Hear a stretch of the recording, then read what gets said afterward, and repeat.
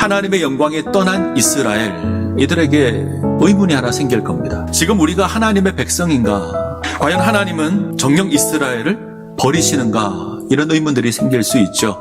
이 의문에 대한 답이 우리가 대하고 있는 5장과 6장의 내용입니다. 하나님은 블레셋의 포로가 되시지만 그것으로 끝나지 않습니다. 하나님의 손이 다곤을 치십니다. 그리고 그 하나님의 손이 블레셋을 치십니다. 그리고 다시 이스라엘 가운데 돌아오고 있습니다. 영광이 회복되는 겁니다. 이스라엘이 다시 회복되는 거죠. 자, 언약궤가 어디로 돌아오죠? 벳세메스로 돌아옵니다. 이스라엘 성읍 가운데 레위인들에게 허락된 성이 48개입니다. 그 가운데 하나가 벳세메스입니다. 특별히 아론 자손 가운데 고핫 자손에게 허락된 것이 벳세메스입니다. 자, 고핫 자손 이들이 어떤 일을 하냐면 하나님의 회막에서, 하나님의 성막에서 하나님의 거룩한 성물들을 다루는 자들이 이들입니다. 자, 하나님의 언약궤가 제대로 돌아왔죠. 자, 이들이 언약궤를 어떻게 대했을까요? 일을 하다가 언약궤 돌아오는 것을 봅니다. 그리고 기뻐하죠. 그래서 수레에 나무를 패고 이 암소를 번제물 삼아 제사를 드립니다. 근데 주의할 게 있습니다. 하나님께 드리는 번제는 암소를 쓰지 않습니다. 숫소를 씁니다. 근데 지금 레위인은 암소를 잡아서 하나님께 번제로 드립니다. 자, 뭔가 문제가 있죠. 자, 세심하지 못합니다. 왜 이런 실수를 할까? 왜 하나님을 섬기는 일에 세심하지 못하고 꼼꼼하지 못할까? 관심이 없기 때문입니다. 하나님을 섬기는 레위인들인데 하나님께 관심이 없습니다. 그래서 이런 실수를 하는 겁니다. 자, 하나님께서 다시 돌아오십니다. 그런데 이스라엘은 변화된 것이 없습니다. 벳세메스 사람들이 여호와의 궤를 들여다본 까닭에 그들을 치사 50,070명을 죽이신지라 여호와께서 백성을 쳐서 그게 살육하셨으므로 백성이 슬피 울었더라. 하나님의 궤 덮개를 열어 봅니다. 감히 열어서 봅니다. 왜 이렇게 하죠?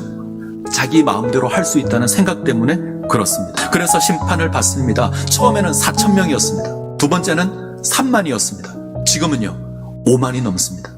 하나님의 영광이 회복되었음에도 불구하고 하나님의 백성이 합당하지 못한 삶을 살아가면 그 영광이 심판이 될 수도 있습니다. 벳세메스 사람들이 이르되 이 거룩하신 하나님 여호와 앞에 그를 우리에게서 누구에게로 올라가시게 할까 하고, 그를 우리에게서 누구에게로 올라가시게 할꼬, 이렇게 고백하면서 사람을 기럇 여아림으로 보냅니다. 그들을 불러서 와서 하나님의 언약궤 가져가라.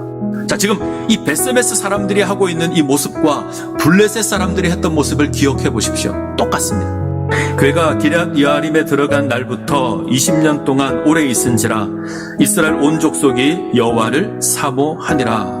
하나님의 궤는 이스라엘이 여호와를 사모한 그 이후에야 이스라엘 중심으로 회복이 됩니다.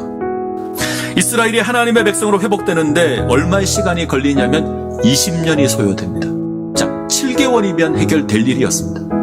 7개월이면 해결될 시간이 20년으로 늘어납니다. 이런 안타까움이 없기를 바랍니다. 지금 우리에게 필요한 건 무엇입니까? 하나님을 사모하는 겁니다.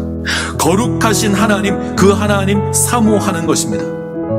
내 마음대로 행하는 것이 아닙니다.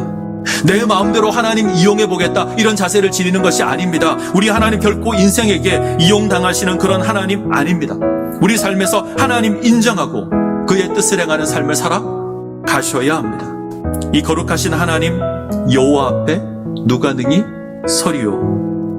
이 거룩하신 하나님 여호와 앞에 누가 능히 서리요? 오늘 우리는 이 엄숙한 무릎 앞에 세워져 있습니다. 거룩한 하나님 앞에 온전한 하나님의 백성으로 세워지시기를 바랍니다. 그때 하나님 우리를 온전하게 하시고 견고하게 하실 겁니다. 이 은혜를 누리시기를 간절히 소원합니다.